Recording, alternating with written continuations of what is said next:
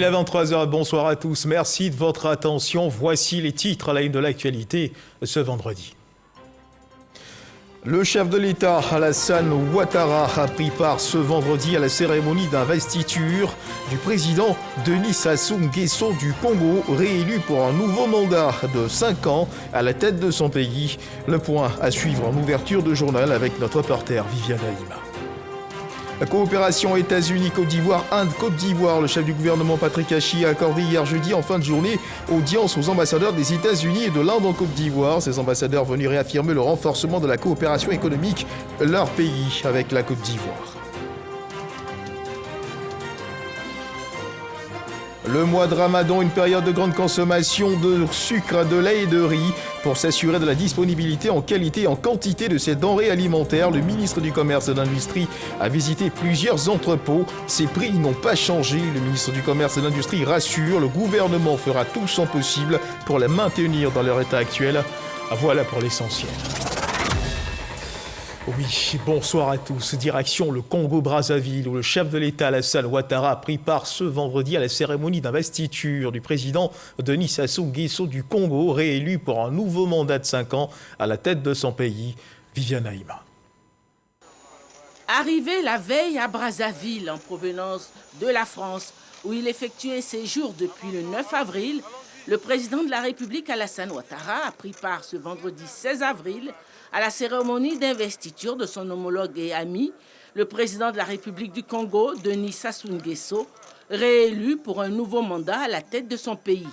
Au terme du scrutin présidentiel qui s'est déroulé le 21 mars dernier, le peuple congolais lui a réitéré sa confiance en lui donnant la victoire au premier tour avec 88,40% des voix pour un taux de participation de 67,55% des votants.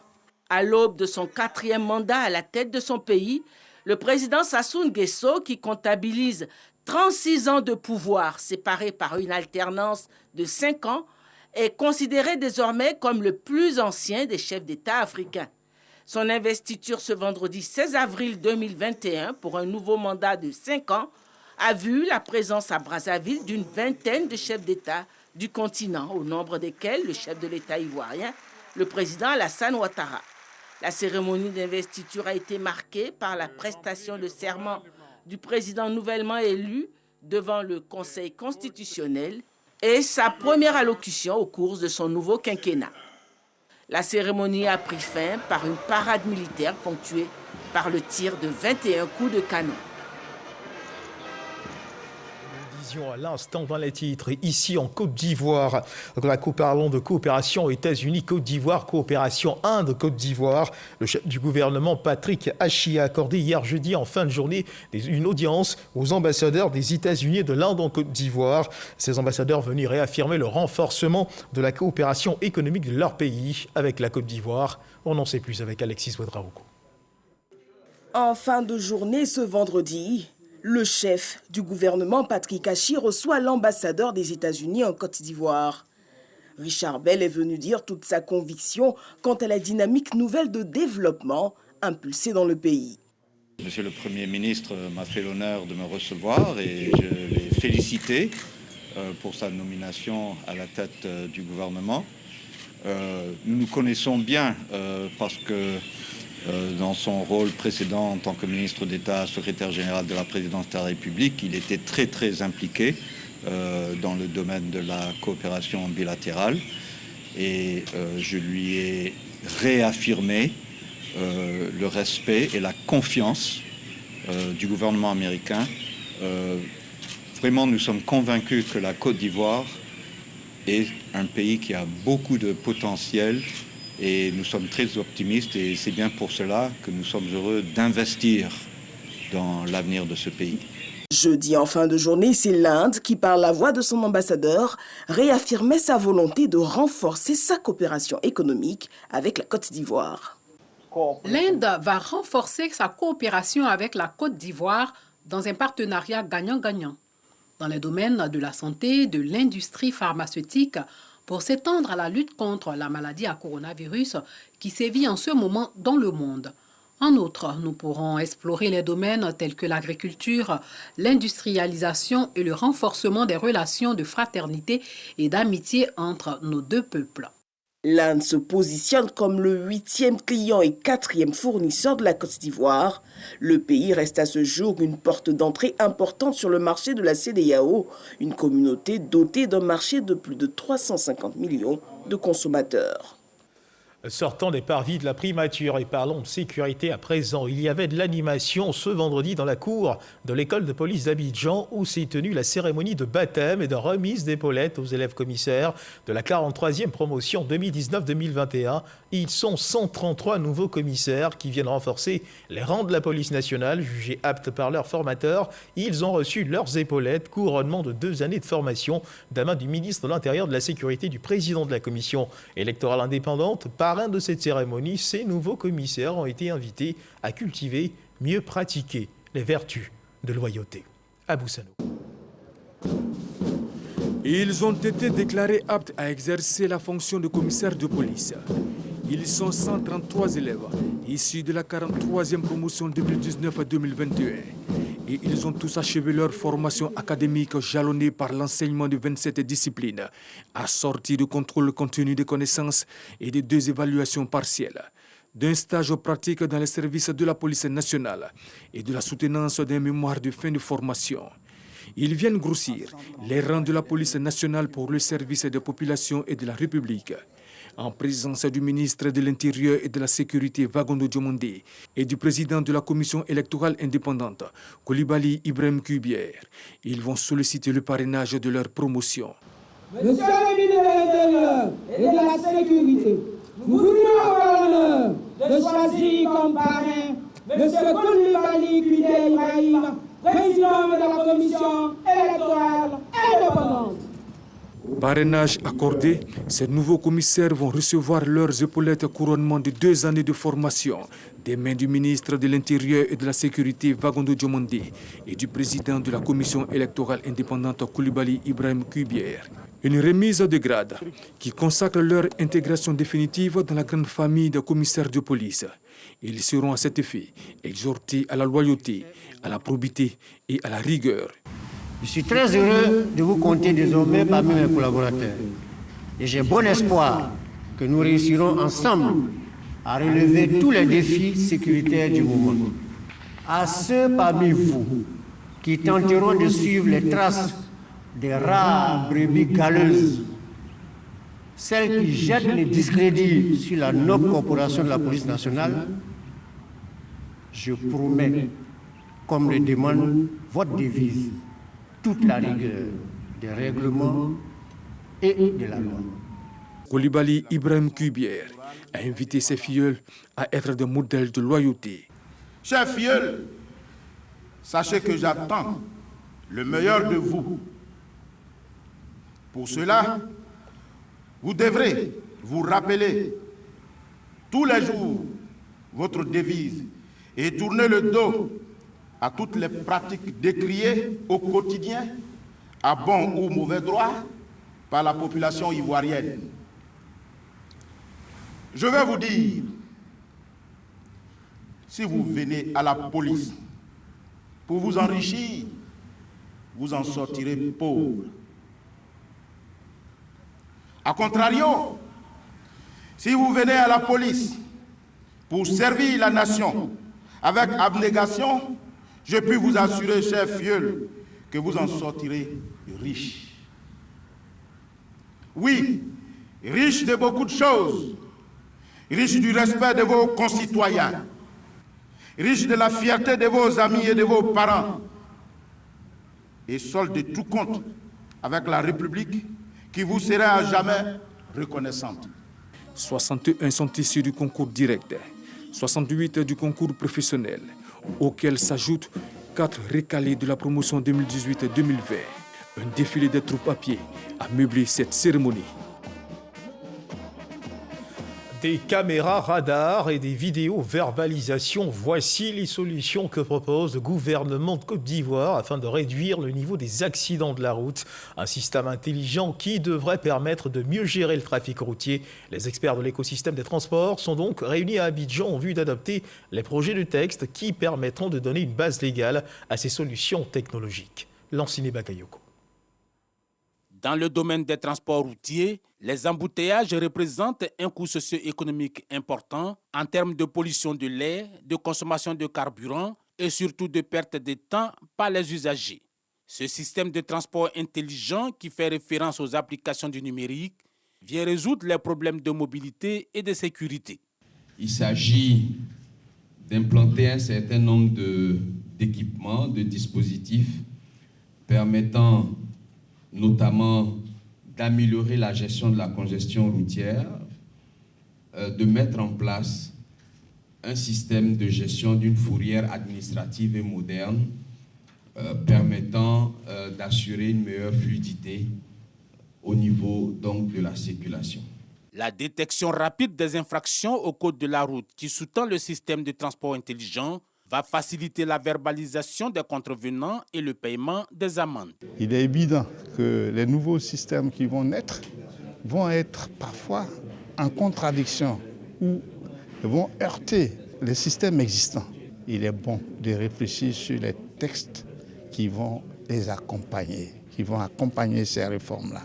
Après le travail des experts issus des différentes administrations publiques, les projets de texte vont prendre la direction de l'Assemblée nationale pour être transformés en loi applicable à l'ensemble des usagers de la route.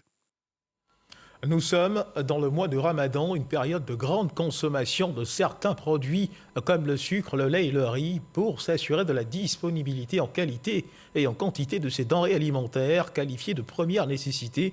Le ministre du Commerce et de l'Industrie a visité plusieurs entrepôts à Treichville, à Tékoubé et dans la commune de Yopougon. De cette visite de terrain, Souleymane Diarra-Souba ressort satisfait car après observation, les prix de ces denrées alimentaires n'ont pas changé.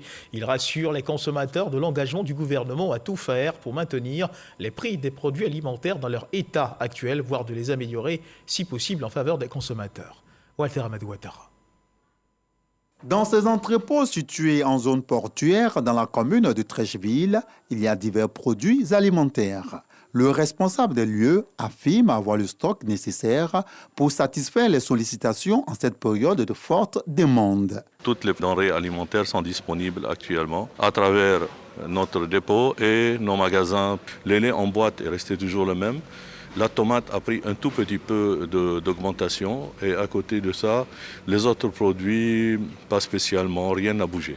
C'est justement pour s'imprégner de la réalité sur le terrain que le ministre du Commerce et de l'Industrie effectue le déplacement. Après Treichville, c'est la commune d'Atekoubé qui reçoit la délégation. Ici, on rassure également. Disposition qui est prise pour alléger la souffrance des populations et afin que l'assiette ne coûte pas cher. Le sucre rouge, il a 29 000, le sucre blanc, il a 32 000 francs CFA. En termes de riz, ça dépend des marques. Les prix varient en fonction des différentes qualités. Le lait est un produit sollicité pendant le mois de Ramadan. Un des grands industriels qui approvisionne le marché ivoirien est confiant par rapport à son stock. Vous pouvez voir ici, il y a suffi pour tout le monde. Nous avons aussi une autre place, il y a plus de stock. Donc nous avons produit un peu avant, extra pour ce mois et le prochain mois. Donc pas de problème. À la fin de cette visite, le ministre du Commerce et de l'Industrie affiche sa satisfaction. Les prix qui sont pratiqués durant cette période n'ont pas connu d'évolution par rapport aux prix pratiqués avant la période de Ramadan. À ce niveau, nous avons tous constaté que les stocks, notamment portant sur les produits de riz, de sucre, d'huile et de lait, sont disponibles au niveau de tous les entrepôts que nous avons visités et tous les opérateurs nous ont donné l'assurance qu'ils prenaient toutes les dispositions afin que tous nos marchés soient approvisionnés. Le besoin national en riz est de 1 300 000 tonnes. Ce besoin en sucre est estimé à environ 300 000 tonnes l'année.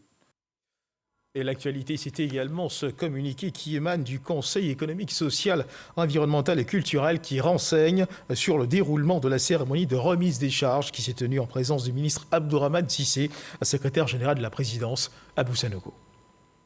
Le président du Conseil économique, social, environnemental et culturel, CESEC, et les membres de l'institution, à l'occasion de la cérémonie de remise des charges en présence du ministre Abdourahmane Sissé, secrétaire général de la présidence, ont observé une minute de silence en l'honneur de Cheikhoul Aïma Traoré Mamadou, imam principal de la grande mosquée de la Riviera Golfe.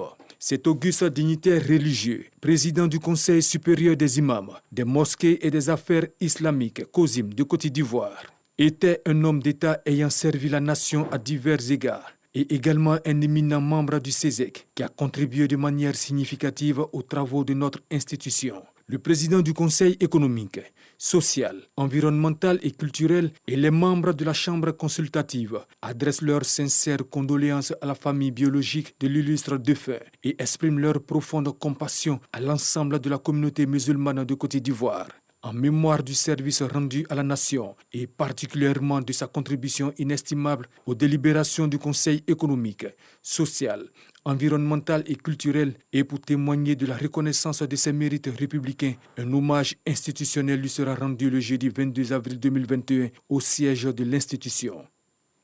Un communiqué lu par Abou Sanogo. Dans la nouvelle configuration gouvernementale du Premier ministre Patrick Hachi, le ministère de la Ville est désormais logé au sein du ministère de la Construction, du Logement et de l'Urbanisme. La passation de charges a eu lieu entre le ministre François Albert Amicha et le ministre Bruno Nabagné-Koné. Le ministre de la Construction, du Logement et de l'Urbanisme s'est engagé à approfondir la réalisation des chantiers de restauration des villes. C'est ce que nous rapporte Cheikh Koné. Après 3 années d'existence, le ministère de la Ville ne figure plus dans le gouvernement de Patrick Hachi. Il est désormais logé au sein du ministère de la Construction, du Logement et de l'Urbanisme. François Albert Amicha, ministre sortant de la Ville, a transféré les dossiers au ministre Bruno Nabagné-Koné.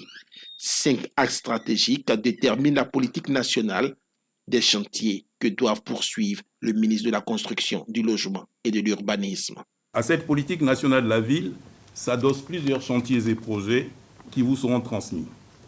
Il s'agit du dossier des nouveaux outils de planification urbaine portés par 2 initiatives majeures, à savoir le programme de développement des pôles urbains, secondaires, villes intermédiaires et l'atelier international d'urbanisme de San Pedro autour du sujet de la cité portuaire à la métropole côtière, ainsi que le projet de décret portant répression des installations anarchiques en zone urbaine. Héritant des dossiers de l'ancien département ministériel, le ministre Bruno Nabagné-Koné a rassuré le ministre François Albert Amicha et ses collaborateurs d'exploiter et approfondir les chantiers en vue de parvenir à un développement mieux structuré des villes de Côte d'Ivoire. En matière de politique urbaine, nos actions ont permis de disposer aujourd'hui des plans d'urbanisme directeurs des 31 chefs-lieux de région que compte notre pays. Les financements pour l'élaboration des plans d'urbanisme de détail de ces 31 chefs-lieux de région sont en cours de mobilisation, à l'exception de ceux de Boaké et de San Pedro, qui sont présentement en cours de finalisation. Le ministère de la Ville a été créé le 10 juillet 2018. Il avait pour objectif la promotion des villes inclusives, productives, vertes et résilientes. Un reportage de Cheikh Koné. Depuis l'année 2019, la pandémie à coronavirus a mis le secteur culturel en situation de quasi-détresse. Plusieurs festivals ont malheureusement tiré leur révérence du fait de cette pandémie. Quelques-uns essaient tant bien que mal de résister à la charge. De nombreux projets engagés ont eu à connaître de brusques interruptions ou à subir certains réaménagements. Une chose est certaine, le monde des arts, du spectacle a été durement impacté. Comment le coronavirus a impacté l'organisation de ces festivals et activités culturelles fortes de plusieurs régions du pays? Comment les initiateurs de ces festivals ont dû s'adapter pour trouver le bon pied sur lequel danser pour ne pas trébucher? Ou si vous préférez, comment se sont-ils réappropriés les nouvelles réalités telles les mesures barrières pour donner quelques chances de survie à ces festivals? Réponse à ces questions dans ce dossier de Franck Quadio.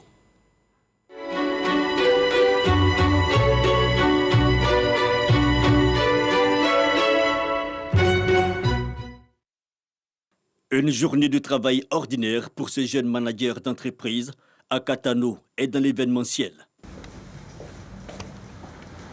Bonjour. Bonjour, ça va? D'accord. Le projet de Boaké. Réunion, débriefing et télétravail, la pandémie à coronavirus a réduit la palette d'activités. Depuis l'annonce des mesures restrictives, notre activité a pris un gros coup. On a vu des projets d'abord se faire reporter. Et au fur et à mesure qu'on avançait, ces projets justement ont fini par s'annuler parce que justement, je vous donne un exemple, pour un festival par exemple sur lequel on travaille, une fois que c'est reporté, il faut pouvoir prendre des dispositions pour pouvoir la réorganiser. Et bon, voilà, ça finit par s'annuler. Nous étions en train de travailler sur 3 grands projets de mariage qui tournaient autour de 30 millions de chiffre d'affaires. Ces projets se sont vus reportés pour 6 mois après. Attendre et espérer. L'alternative pour plusieurs structures de ce type, qui à 60 et 70% travaillent avec des promoteurs événementiels, le marché est réduit. Quelques concerts et peu, voire très peu de festivals, par exemple. Nous sommes prestataires pour les festivals. Nous faisons l'accompagnement, le déploiement logistique pour les festivals. Et donc, depuis l'annonce des mesures restrictives, il faut reconnaître que les projets de festivals sont vraiment en berne. Les festivals, justement, parlons-en. L'activité en recrudescence avant la pandémie a pris aujourd'hui du plomb dans l'aile. Rendons-nous à Divo. Nous sommes dans le centre-ouest du pays. 11 décembre 2020. C'est la réunion bilan de la 10e édition du Diaka Festival. L'activité a pu se tenir de justesse. Le coronavirus est passé par là. Nous avons perdu beaucoup de partenaires, mais pour nous, c'était une édition de défi, à savoir mettre les parents, mettre les populations dans un contexte difficile, ensemble, pour parler de la paix. Mais il a fallu, selon le promoteur, ajuster les prétentions. Le budget prévisionnel d'août 2000, qui devait permettre d'organiser Diaka Festival en août, était de 58 millions. Nous revenons à 22 millions. Et c'est plus de 50% que nous perdons. Les mêmes contraintes rencontrées ailleurs. À Bouna, nord-est du pays, le festival du Bunkani, soutenu par le conseil régional, comme l'explique son président, a aussi connu un réaménagement conjoncturel. Nous avions en général au niveau du conseil régional un soutien de 60 millions que nous apportons pour la réalisation du festival. Cette année, nous sommes tombés à 50%, donc à 30 millions que le conseil a pu payer parce que toutes les collectivités ont dû être frappées par une restriction budgétaire due aux recettes étatiques même qui ont dû être impactées. Le défi du maintien des activités en dépit de la pandémie, la solution a été l'adaptation aux règles sanitaires. Les populations à l'intérieur n'ont pas toujours accès à la bonne information. Il nous faut, nous, en tant qu'élus locaux, en tant que représentants de ces populations, revenir vers elles et leur donner la bonne information. Donc, nous avons dû faire de nombreuses tournées. Nous avons mis à disposition de ces populations-là les kits sanitaires pour leur permettre le lavage des mains, pour le port du masque et les exhorter à s'y habituer.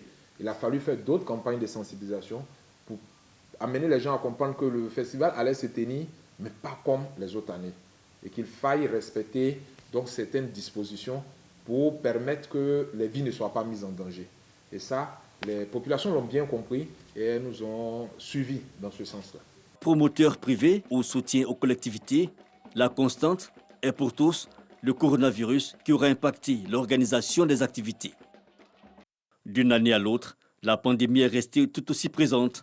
Région des Lacs, centre de la Côte d'Ivoire, nous sommes au début de la période pascale.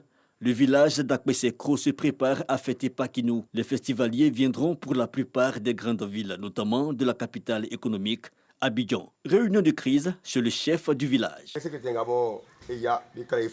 Pas trop peur de nos parents qui vont venir de Basse-Côte, ils vont venir de Soubré, Bio, dans la zone forestière. On n'a pas trop peur. On a plus peur de nos enfants qui vont venir d'Abidjan. Parce que quand on fait les statistiques en Côte d'Ivoire, c'est Abidjan qui nous inquiète. Donc nous allons faire ce qui est à la limite de nos possibilités. Paris, le village de point de lavage de mains, de distribution du cache-nez, nous n'aurons pas l'occasion de vérifier la pratique, mais un constat, les mesures barrières sont au centre des pratiques culturelles, désormais. On vient de finir la réunion. L'année passée, on n'a pas pu fêter à cause de cette maladie. Mais cette fois-ci, si on suit les mesures, l'année qui arrive, 2022, ça sera bien fort que ça et ça sera bien organisé. Manifestation publique avec les moyens du bord. La tutelle cependant garde son droit de regard, direction de la promotion des arts et de la culture. Ici, la question du suivi des activités culturelles est une préoccupation. Un plan de soutien à la création artistique, mais aussi à ses acteurs, a été élaboré. Il y a eu plusieurs mesures d'accompagnement. Le fonds d'appui aux acteurs du secteur informel était doté d'un budget de 150 milliards. Et ce n'est pas seulement pour les acteurs culturels, mais tout ce qui est secteur informel. Il y a eu 1740 acteurs qui ont bénéficié à ce jour de ces fonds. Et ces informations sont consultables sur le site du ministère de la Culture et de la Francophonie. La pandémie, installée comme réalité sociale et culturelle, effet induit un nouveau mode de collaboration dans le domaine des arts et du spectacle. Nous sommes en train de travailler, encore échanger avec les opérateurs culturels pour éviter de blâmer les uns et les autres, pour voir comment est-ce qu'ensemble, chacun, c'est-à-dire eux et nous, on puisse s'entendre sur le contenu de ce qu'il faut pour pouvoir organiser votre événement en respectant les mesures, les gestes barrières qui ont été édictés par le gouvernement. Respect des mesures barrières comme unique alternative à l'embellie du secteur, les manifestations culturelles et patrimoniales plus que jamais mises à l'épreuve. Face à la réalité du coronavirus, l'espoir du lendemain meilleur reste de mise. Le monde culturel très affecté par la pandémie de Covid-19, il faut continuer de faire attention, la maladie est toujours présente dans nos murs.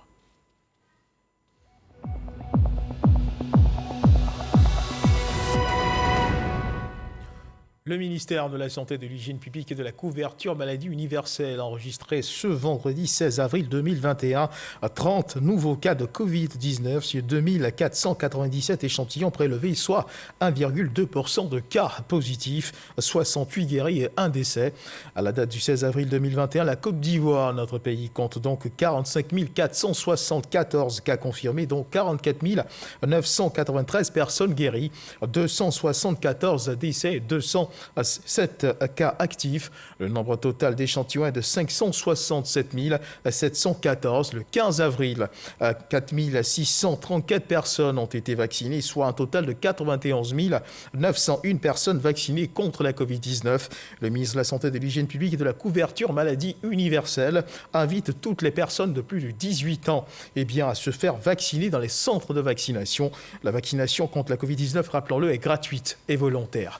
Et chacun s'organise comme il peut pour faire face à la maladie. À Madagascar, les écoles de toute l'île referment leurs portes, une décision prise en Conseil des ministres pour éviter la propagation du coronavirus depuis quelques semaines. Le pays fait face à une deuxième vague de contamination au Covid-19 plus virulente et plus meurtrière que la première. Une décision qui soulage parents et professeurs des zones les plus touchées par la Covid-19, mais les risques de décrochage scolaire inquiètent également. Parlons également de culture. Le 40e anniversaire du Popo Carnaval a été l'occasion pour les responsables de ce festival d'honorer leurs partenaires. Des médailles leur ont été décernées au cours d'un dîner gala organisé à Beaunois pour leur action de soutien à la promotion de la culture abourée. Issa Chonayeo. 40 éditions au service de la culture abourée. Danse du terroir, déguisement, concours à Oulaba, ébé et de Miss sont autant d'activités qui ont permis, pendant le Popo Carnaval de Beaunois, de mettre en lumière tout le potentiel culturel du peuple abouré et yvé. Le commissariat du festival pour le 40e anniversaire marque une pause pour récompenser les partenaires au cours d'un dîner gala. 40 ans, c'est la maturité, mais il faut dire que la pandémie nous a freiné un peu. C'est comme si aujourd'hui c'est un Popo de transition. Chaque année, nous ressortons les activités culturelles au sein du Popo. Donc ça permet à tous ceux, à la jeune génération de découvrir la culture. Donc pour cela, on peut conclure que ça permet à ce développement-là. Cette longévité, le Popo Carnaval de Beaunois, la doit au travail acharné des partenaires, dont la RTI, Radiodiffusion Télévision Ivoirienne. Des médailles sont donc remises en guise de récompense aux responsables de ces partenaires. Nous sommes très honorés d'avoir reçu donc cette médaille. Nous avons permis en 10 jours aux festivaliers de passer des moments de convivialité, tout en liant culture, tourisme et éducation. nous avons passé des moments vraiment féeriques. Et nous avons été le trait d'union justement qui a permis à cette fête de connaître davantage de succès. Le Popo Carnaval, c'est aussi le brassage des peuples et des cultures. Une ouverture saluée par le représentant du maire de Bonois. En pays à Bouré, nous sommes pour le dialogue. En son temps, Boundiali a été nos frères invités ici. Donc nous sommes là, toujours ouverts au dialogue. Nous, surtout à Bonois, nous sommes un peuple de dialogue. Ce dîner-gala a été l'occasion pour les organisateurs du Popo Carnaval d'exhorter les partenaires à continuer à soutenir le festival. L'actualité, c'est aussi cette triste nouvelle, ce bateau qui avait à son bord des migrants et qui a chaviré en pleine mer au large des côtes tunisiennes. 20 migrants qui tentaient de rallier l'Europe depuis les côtes tunisiennes ont péri et 17 autres sont portés disparus après le naufrage de leur embarcation de fortune. Les recherches de survivants ont été interrompues en raison de mauvais temps, c'est ce qu'ont indiqué ce vendredi 16 avril les autorités tunisiennes. Les passagers de cette embarcation étaient tous des ressortissants de pays d'Afrique subsaharienne selon les autorités tunisiennes. Et c'est sur cette information que se referment les pages de cette édition. Merci de nous avoir suivis. Agréable fin de soirée. Dieu garde la Côte d'Ivoire.